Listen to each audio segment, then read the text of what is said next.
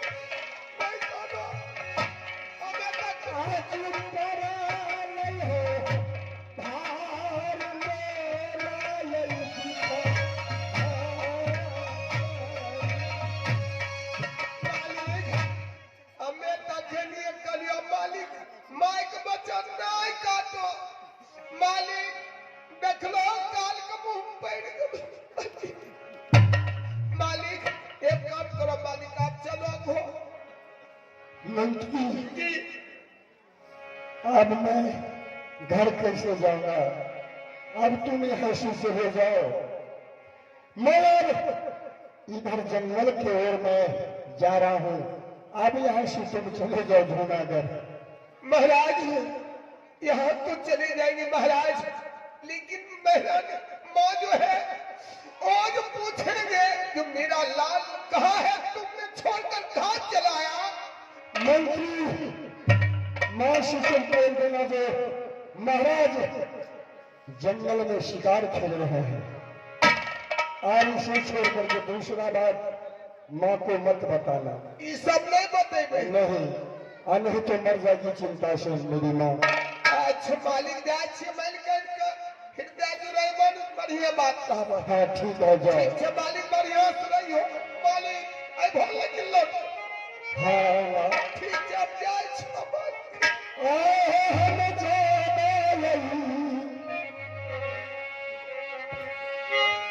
अब चलन में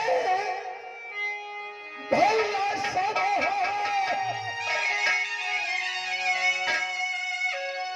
आहो चलना के और बहुत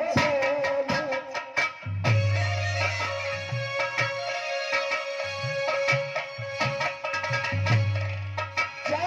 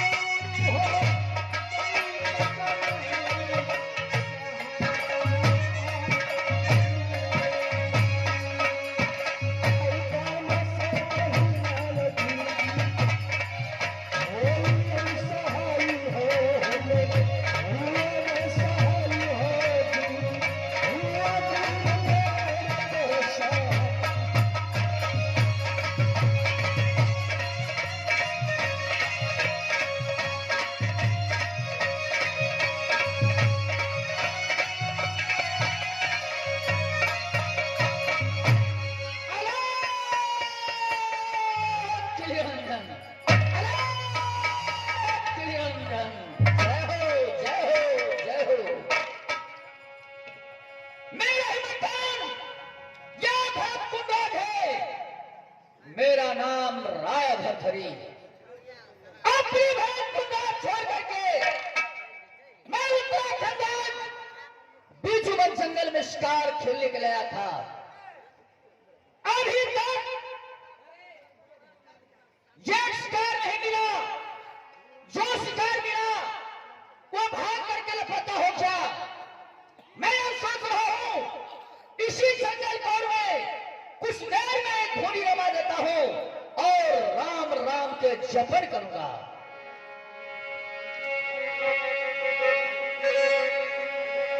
आहो खाना मेरा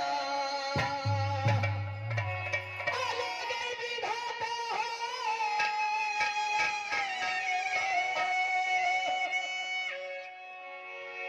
आहो भारत कुमाना अगर या होला गई।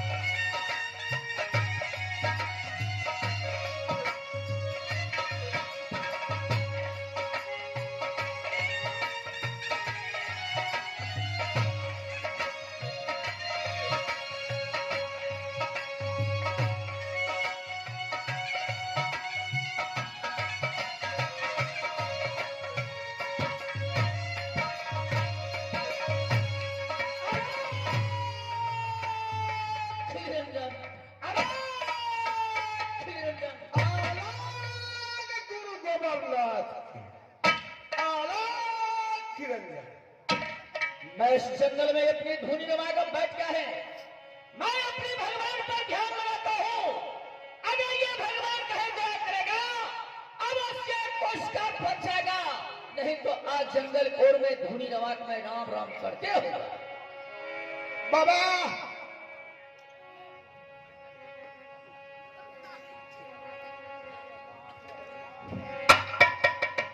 बाबा गोद लगा ही हो। अरे तुम कहाँ से आ गया? अरे साजाद बाबा हमरा कोई नहीं। अरे बताओ तुम कहाँ से पहुंच गया? साला मुझे ये मैं अपने भगवान पर ध्यान लगा बैठा हूँ, तुम मुझे अपने भगवान के ये ध्यान छोड़ करके भगवान पर ध्यान करने रहो। मैं भगवान पर ध्यान लगा था। शैतान तुम कहाँ चलाया रे? बाबा हम लोग चला बने बाबा क्या तुम चेला बनना चाहते हैं? जी जी। अच्छा बताओ, चेला बनना चाहते हैं शैतान? हाँ नीचे तो क्या पहरा है, ऊपर में क्या पहरा है? ये तो हमको बाबा पता नहीं देता है, लेडीज है कि जेंट्स है, क्या तुम्हारा कोई पता नहीं कोई है? पता नहीं बाबा। अरे मेरा पता नहीं, तुम औरत है कि मर्द है रे? ये तो हमको नहीं पता है बाबा।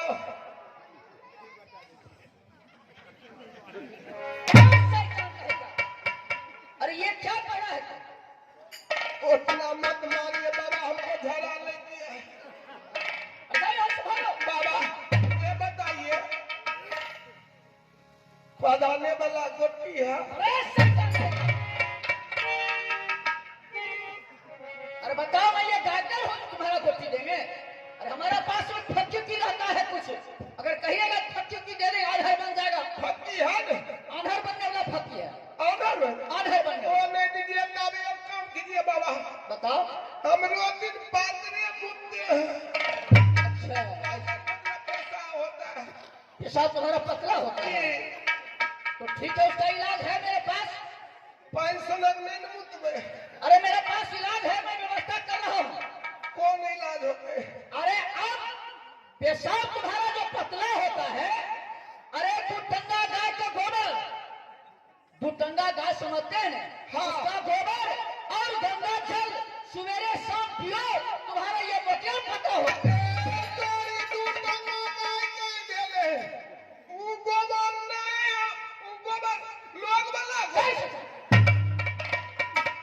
मैं कह रहा हूँ दुटंगा, दुटंगा माल नहीं देखा है तुमने? हम ही तो ही चिल्लाए हो। अच्छा बताओ, तुम चेला बनना चाहते हैं? जी, चेला बनना चाहते हैं, ध्यान से बैठो, और जो कुछ मैं कहूंगा उसी बात को जपना होगा। मैं जो कुछ कहूंगा वही जपना होगा। अरे मैं कहूंगा बच्चा राम राम पर हो, बच्चा राम राम पर हो, तुम कहता बाबा राम राम राम राम। तुझे कब हो हम ऊपर में। हाँ वही बात है। ठीक है। अब बाबा ईता सरिया तू पीन ले, ऊ हमरा का दे। अरे शैतान, तुम सारी पर गया रे। चल चल बाबा झड़ा लेके रुका। आरा फिर ना जाओ, इस बगल में झड़ा फिरो। अरे बाप रे बाप। अरे शैतान,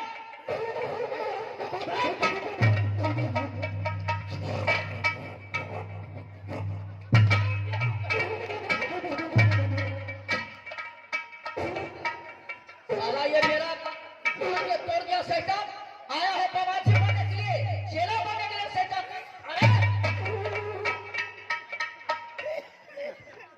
अरे बाप रे बाप। बाबा नहीं महकै छै। बाबा नहीं महकता है। तुम ये चेला लगना है, चलो भागो। बाबा कोई नहीं देखा है। अरे भागो यहाँ से। बाबा को लगे छै कोई नहीं देखलक। अरे मेरा क्या पता है, कोई देखता है कि नहीं, हम इतना ध्यान रहता है कि किसका देखते हैं। अपने दोनों जीव में छी। अरे शैतान, अरे मैं महात्मा हूँ, तुम्हारा पता नहीं है जो मैं महात्मा हूँ। अरे दोनों जीव के बाद कहाँ से आ गया? बाबा ता चला हमरा बने भोग। अच्छा चेला तुम बन जाएगा। अच्छा बताओ। हाँ और कुछ भक्त, अरे भजन वजन जानता है? हाँ भजन तो थोड़ा बहुत जानते हैं बाबा। अच्छा सुना तब, भजन सुना तब मैं समझेगा ये चेला बनने लायक है। एक शेर धान सबा शेर खेसारी, आसाई में लखीन बिस्को सारी। ये भजन करता है कि दोहा कहते हैं? ई भजन नहीं रे बाबा। अरे ये भजन के दोहा हुआ, और तुम्हारा भी शहर से काम। हमरा अब सिखबे होता तब बाबा। चलो बैठ जाओ। बाबा बाबा इन्होंने बैठो, चौका लगा दे, चौका बैठिया बाबा। लगाओ चौका, क्या लगाना है? ए चौका बाबा लग गए। ये सही काम रहेगा। चौका हाथ से लगाया जाता है कि चौका अपनी चक्कर से घुमा हुआ है? बाबा हमने सोचे कि इस जगह गोबर नहीं मिलेगा, अपना गोबर से चौका लगाई दिए। समझ गया तुम ये चेला बनने लायक बाबा हे गोर लागे छो बाबा हे बनाई। चलो बैठो।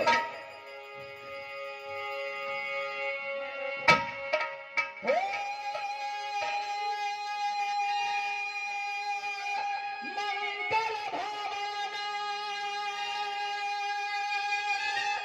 मंगल हारी दर बहु दशरथ अजग बिहारी राम सिया राम जय जय राम सिया राम जय जय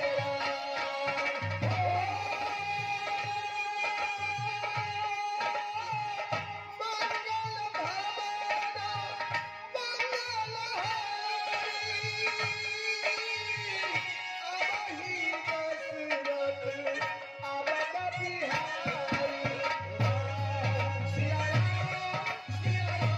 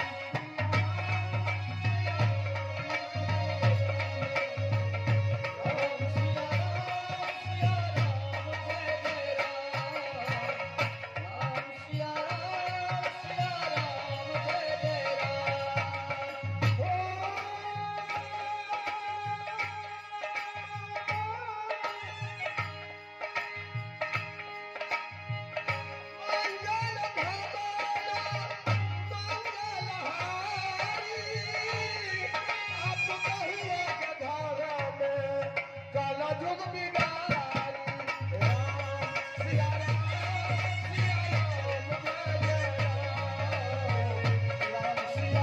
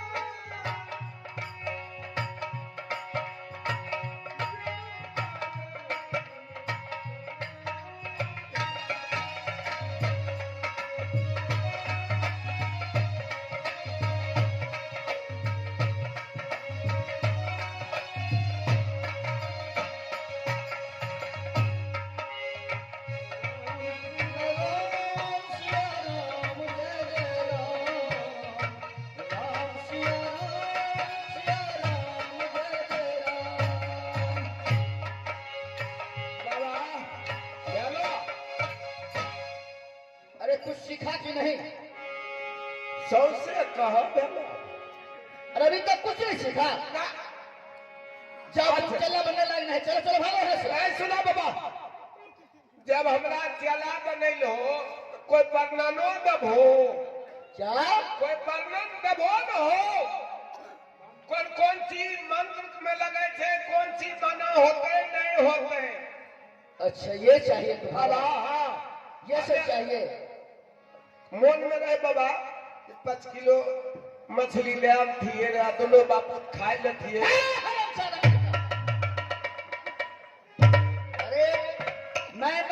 मांस मछली नहीं खाता हो शैतान, तो मछली छिल खाता है रे। तानी मनी खाए ले चल भाग यहाँ से। हे बाबा हे गोर लागे छी।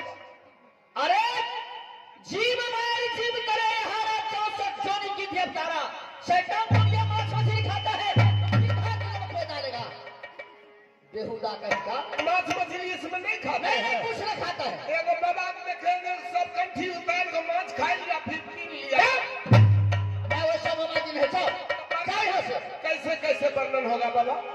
अरे यहाँ जाओ, तुम्हारा कुछ नहीं सिखाना है। शैतान तो मछली खाते हैं, ये भोंगा से मार खाते हैं। मैं तो कहा अरे जीव मार जीव करे यहारा 64 जोने गिद्ध अवतारा, तुम्हारा 64 जोने में गिद्धा के लिए मृत्यु होगा, तुम गिद्धा बन कर रहेगा शैतान। तो बाबा मांस मछली नहीं खाएंगे, आपका वचन का पालन किए बाबा। मांस मछली नहीं खाएंगे, ककड़ा खा सकते हैं, ककड़ा नहीं खाएंगे। कुछ नहीं। अगर अरे बाबा जी जो बनता है सब कुछ से त्याग करता है। तुम्हारा माँ बाप को छोड़ना पड़ेगा, मांस मछली खाना छोड़ना पड़ेगा, तुम्हारा घर वाली जो बहू है उसका भी छोड़ना पड़ेगा। बाबा सबका छोड़वा, लेकिन मौत नहीं छोड़वा। नहीं छोड़िए तो तुम बाबा जी अपने घर चलो भाग, मौत भी छोड़ना पड़ेगा। जाओ सबको छोड़ना पड़ेगा। ठीक है बाबा, आरो भीतर चल भोजन का। अरे चल तो घूमते फिरते चले, ध्यान लगा बैठ जाएंगे। चलिए बाबा चलो चलिए।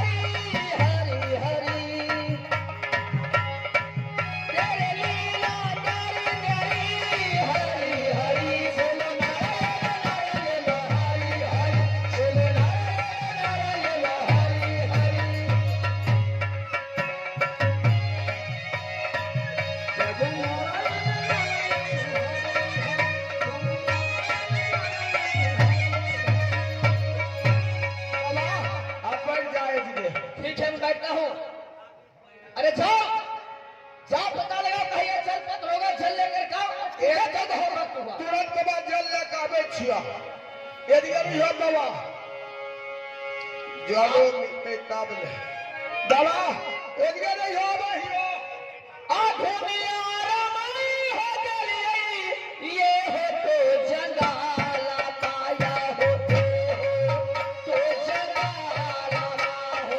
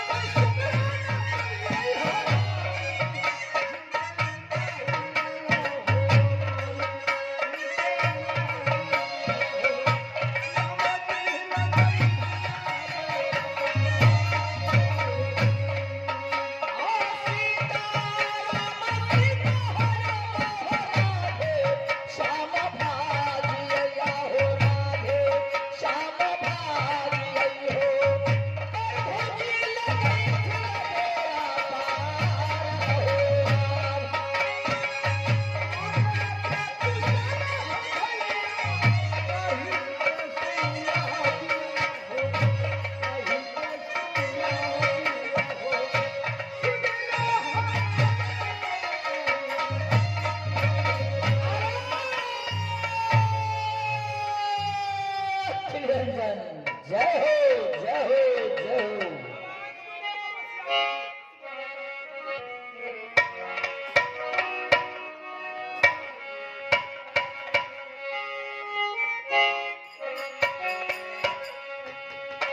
अहो पहिले सुमराना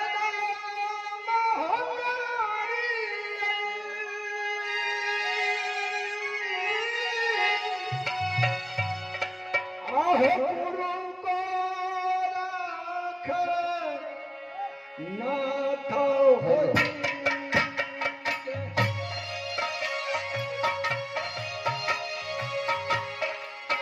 गुरु को राख नाथ हो।